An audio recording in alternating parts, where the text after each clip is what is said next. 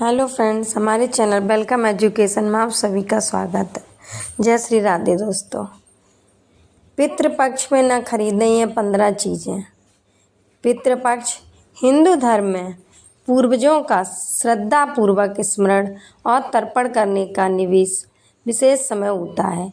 यह 16 दिन का काल होता है जब लोग अपने पितरों की आत्मा की शांति के लिए पूजा पाठ और पिंडदान करते हैं। इस अवधि में कई प्रकार की मान्यताएं और परंपराएं जुड़ी होती जिनका पालन करना जरूरी माना जाता है। खासकर पितृपक्ष के दौरान कुछ चीज़ों खरीदना, नए कार्यों की शुरुआत करना शुभ नहीं माना जाता। ऐसा करने व्यक्ति के जीवन अशुभ प्रभाव पड़ने की संभावना होती है। इस लेख में हम उन 15 चीज़ों का जिक्र करेंगे जिन्हें पितृपक्ष के दौरान खरीदने से बचना चाहिए ताकि जीवन में कंगाली या परेशानी न आए।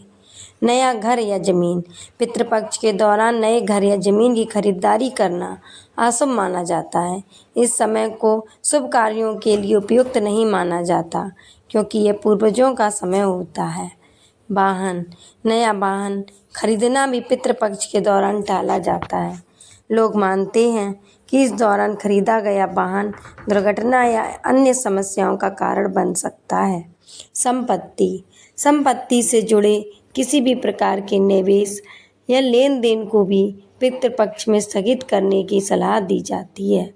सोने चांदी जैसी कीमती धातुओं की खरीदारी को भी इस समय टालना चाहिए।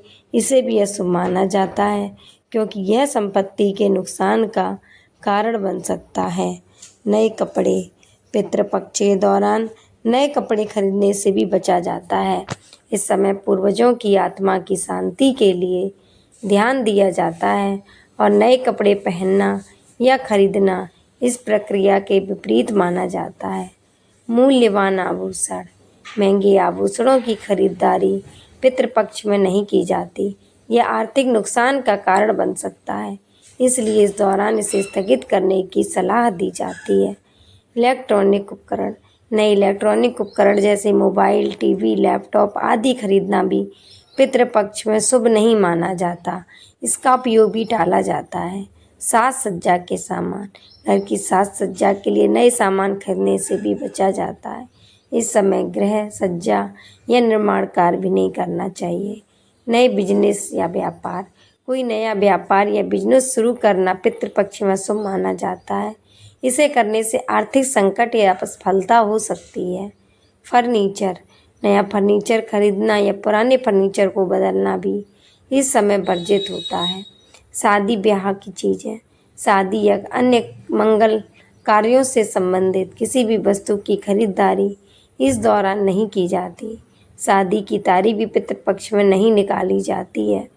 इलेक्ट्रॉनिक सामान जैसे एसी, फ्रिज, वॉशिंग मशीन आदि की खरीदारी पितृपक्ष में टालने की सलाह दी जाती है।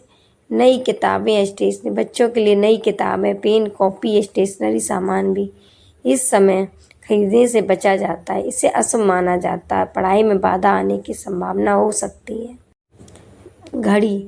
नई घड़ी खरीदने को भी पितृपक्ष के दौरान अशुभ माना जाता है क्योंकि यह समय जीवन के महत्वपूर्ण निर्णयों से जुड़ी होती है। संगीत उपकरण। संगीत से संबंधित उपकरण जैसे गिटार, पियानो आदि की खरीदारी भी पितृपक्ष में टालने की सलाह दी जाती है। निष्कर्ष। पितृपक्ष के दौरान इन 15 चीज़ों को खरीदारी अशुभ माना जाता है।